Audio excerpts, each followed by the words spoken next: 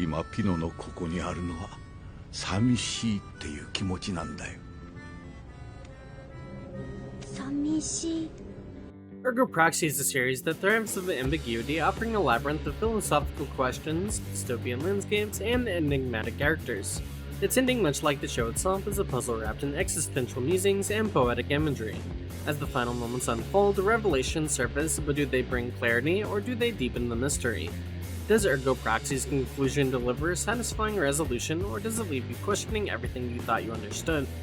Ergo Proxy was created by Manglo, known for blending stylistic ambition with unique storytelling, following their success with Samurai Champloo. The series debuted in 2006 during a period when anime was embracing darker, more philosophical narratives.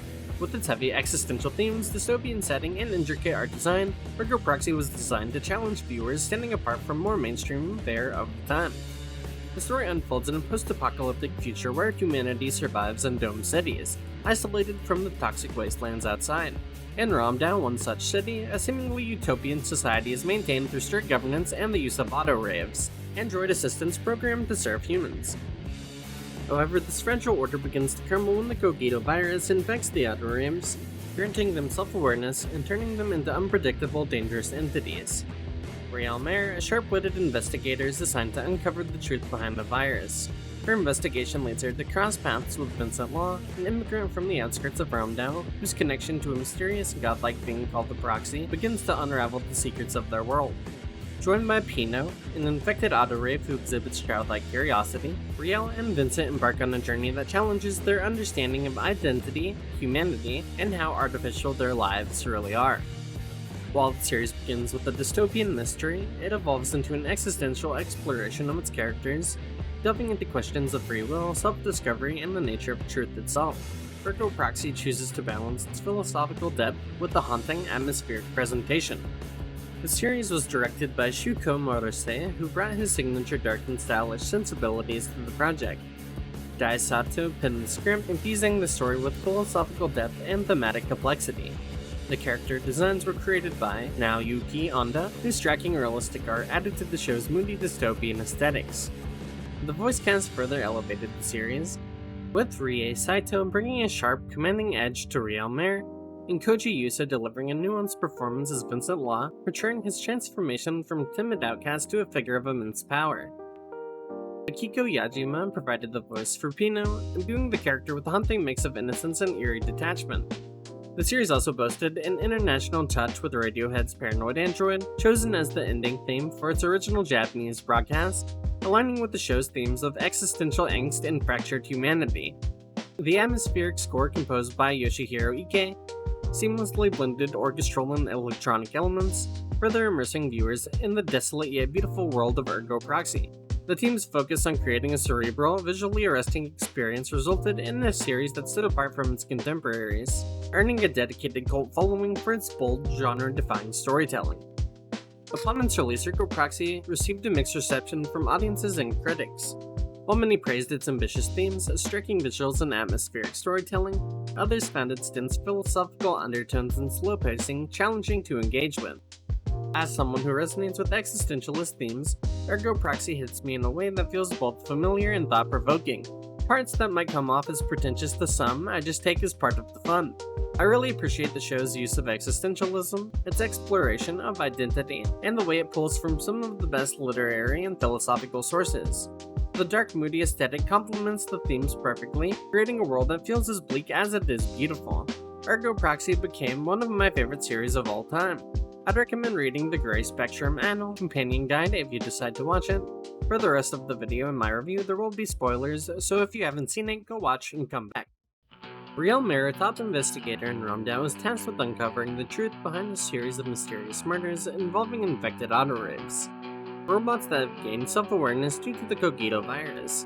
As she digs deeper, she uncovers a connection to the Proxy, a godlike figure whose existence ties into the fate of humanity itself. Meanwhile, Vincent Law, an outsider trying to escape his past, is revealed to be far more involved in the mystery surrounding Ramdao than he initially realizes.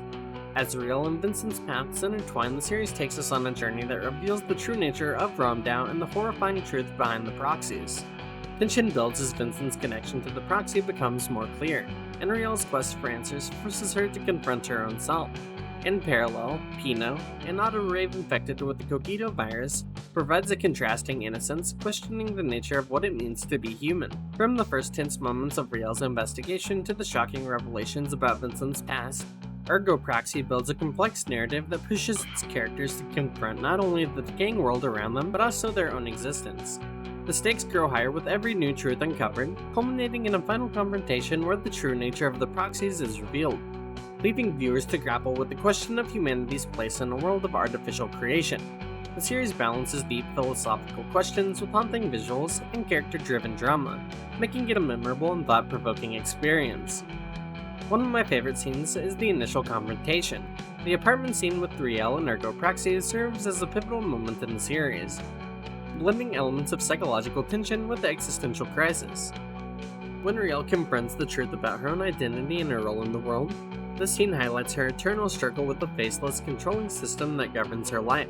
The apartment, which is claustrophobic and almost sterile, mirrors Riel's emotional isolation and her desire for deeper meaning, away from the artificial constraints of Ramdau. The imagery in this moment, particularly the use of lighting and space, creates a sense of detachment, emphasizing her alienation from the society she inhabits. In the context of the broader narrative, the apartment becomes the symbol of the cold, emotionally distant world she is trying to escape, serving as an existential space for self-reflection as she wrestles with her purpose and the limitations of her reality. Ergo Proxy is rich with technical and artistic details that contribute to its distinctive atmosphere. The show makes extensive use of dark, moody visuals, creating a world where the oppressive, dystopian setting is mirrored in the character designs and environmental art. One striking example is the use of muted color palettes and stark contrast, particularly in the cityscapes of Ramdau, which give the environment a sense of claustrophobia and isolation. The series is also known for its literary and philosophical references, which shape its narrative. The series draws from a range of influences, including works by existentialist thinkers like Sartre and Kierkegaard, as well as the darker aspects of classic Gothic literature and philosophy. The references tend to expand on or directly relate to the subject matter, which is something I always appreciate. Ergo Proxy is definitely one of those series that awards discovery if you choose to go down the rabbit hole. Ergo Proxy is one of my all-time favorite shows, blending dark atmosphere with deep philosophical themes. I love how it dives into questions of identity and existence, all while giving us a dystopian world filled with stunning visuals. It definitely helped continue my love for reading and experiencing new things. A while ago, I met the English voice actress for Riel Mare, and it was a really cool experience. It was also the subject for the first video I ever made. If you're into thought-provoking, moody anime, Ergo Proxy is definitely worth checking out. Now with all that being said, I'm curious what you guys have to say. Are you a fan of Ergo Proxy, or is there a reason you don't like it? Do you wish there would be more than just the anime and spin-off manga? Be sure to let me know in the comments below. Thanks for making it until the end of the video. Be sure to leave a like and subscribe to the channel. I will see you in the next one.